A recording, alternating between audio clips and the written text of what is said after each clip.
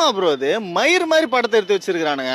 சத்தியமா செம்ம டென்ஷன் ஆகுது ப்ரோ. இந்த மாதிரி படம்லாம் வந்து நாட்டுக்கு ஒரு சாபக்கேடான படம் ப்ரோ. இதுக்கு போயிட்டு 1000 கோடி 2000 கோடி வசூலுன்றானுங்க. சத்தியமா இதெல்லாம் ஒரு டாக்ஸிக்கான படம் ப்ரோ. எனக்கு சத்தியமா பிடிக்கவே இல்லை அந்த படம். என்ன படம்? துரந்தர் தான். துரந்தர் 2. துரந்தர் 1 நல்லா இருந்தது. அக்ஷய் கான் வந்து பயங்கரமா நடிச்சிருந்தாரு. அவர் தாங்க மாசு.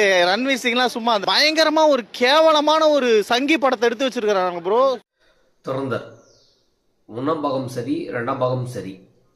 நம்ம நாட்டிலிருந்து எப்படி வீரர்கள் உயிரையும் மதிக்காமல் தன்னுடைய குடும்பத்தையும் விட்டுட்டு வெளிநாட்டுக்கு சென்று அங்கு இந்தியாவுக்கு எதிராக செய்கிற சதியை எப்படி முறியடிக்கிறாங்க. குறிப்பாக நம்ம உடம்புலேருந்து தனியாக ஒதுக்கப்பட்ட ஒரு உறுப்பு தான் பாகிஸ்தான். அந்த நாடு நம்ம கூடவே இருந்து நம்மளை அழிக்க ஏன் கங்கணம் கட்டி திரியுது. எங்களுக்கு தனியாக கொடுத்தா தான் நாங்கள் நல்லா இருப்போம், எங்களுக்குன்னு ஒரு தனி நாடு கொடுங்க, அப்போ தான் நாங்கள் வந்து வளருவோம் அப்படின்னு சொல்லிட்டு இன்றைக்கி தனியாக போய் மலேசியா அளவுக்கு வளர்ந்துக்கிறோம். ஆனால் சோத்துக்கு கூட இன்றைக்கி பிச்சை எடுத்துக்கிட்டு இருக்கு.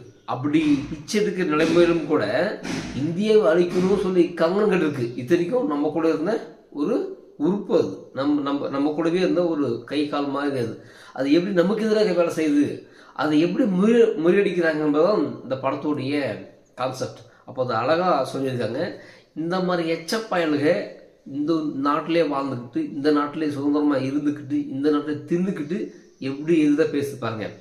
இவன் நல்லா பாருங்க, கூட்டத்தில் போய் பேசல. கூட்டத்தில் பேசுனா செருப்பு கலட்டி அடிப்பாங்க, செருப்பு எடுத்து பிஏபி அடிப்பாங்க.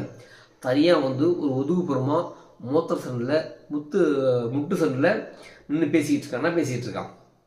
தொடர்ந்து படம் சரியில்லை, மயிறு மாதிரி இருக்குது அப்படின்னு சொல்லி இவங்களுக்கு வந்து இருட்டு அறையில் முரட்டை குத்து, அப்புறம் மணியம்மை சின்ன வயசு எப்படி ஒரு வயசான கிழவனுக்கு கட்டி கொடுத்து அந்த மாதிரி இருந்தால் இவங்க நல்லா இருந்திருக்கும், ஆஹா ஓஹோ அப்படின்னு சொல்லியிருப்பாங்க.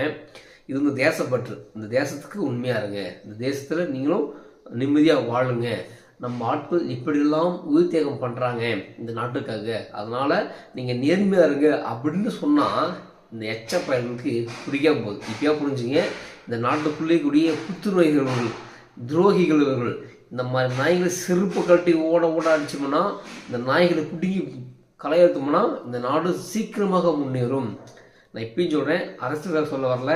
ஒரு காலத்தில் குறிப்பாக காங்கிரஸ் ஆண்ட பீரியட்லாம் இந்தியா எல்லா இடத்தும் தனக்கு குறிஞ்சி அடி வாங்கிக்கிட்டு வீட்டுக்கு வரும். ஆனால் இன்றைக்கு பாரத தேசம் மிக வலிமையாக உலக நாடுகள் பார்த்து வைக்கிற அளவுக்கு உலக நாடுகள் நம்மளுக்கு இந்தியா நம்ம நட்பு ஆகாதா அப்படின்ற ஏக்கத்தோடு இருக்கிற இந்த சூழலை உருவாக்கியிருக்கு. அதனால் வந்து இந்த நாட்டுக்கு உண்மையாக இருங்க, இந்த மக்களுக்கு உண்மையாக இருங்க அப்படின்னு சொல்லக்கூடிய படமாக இந்த துரந்தர் 2. தியேட்டரில் போய் பாருங்கள், நிச்சயமாக உங்களுக்கு பிடிக்கும். நன்றி.